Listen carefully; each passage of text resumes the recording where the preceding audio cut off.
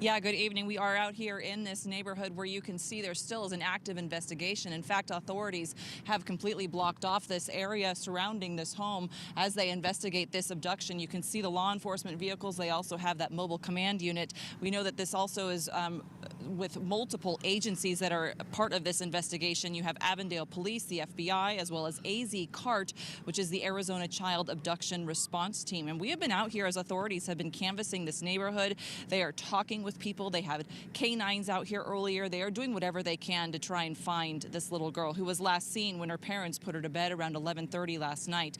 We're told her family woke up this morning around 5 a.m. They couldn't find her, and after frantically searching for her, they called authorities. So take a look at this photograph. This was given to us by police showing 3-year-old Kehlani Rogers. She is described as 3 feet 5 inches tall, thin, with brown braided hair and brown eyes. She was last seen wearing pink pajamas. Police tell us she is believed to be with a woman known as Morena. Avondale police say they are working to learn what exactly the relationship is with the family and Morena. They only said the family recently met her. She is described as a 30-year-old white woman who's short and thin with brown hair and hazel eyes.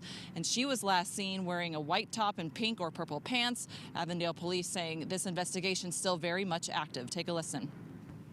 You know, our officers and detectives are still on scene. The biggest thing right now, being this recent in the investigation, is gathering information and leads, right?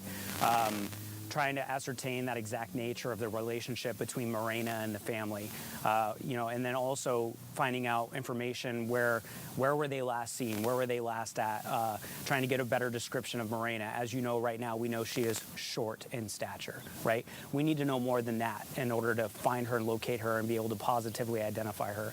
So with the CART team, with the FBI, and with our detectives at the scene, we have a lot of resources and help for us to try and get that information.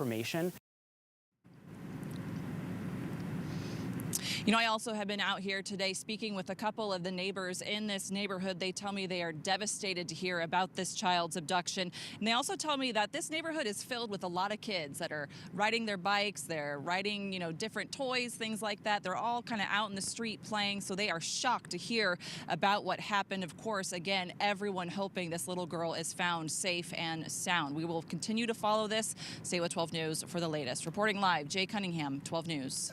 Jade, when you attended that press conference with the latest on the kidnapping, did they say if there were any signs of forced entry into the little girl's bedroom? Or, you know, I'm wondering how this Morena person, if that's who took her, was able to get to the little girl in the middle of the night.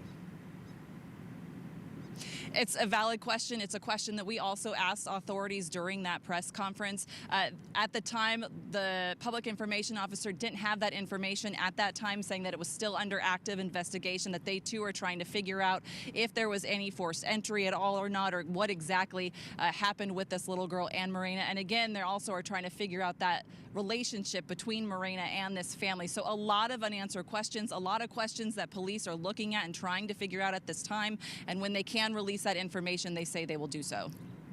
Those parents just must be so frantic. Imagine. All right. Jade, thanks.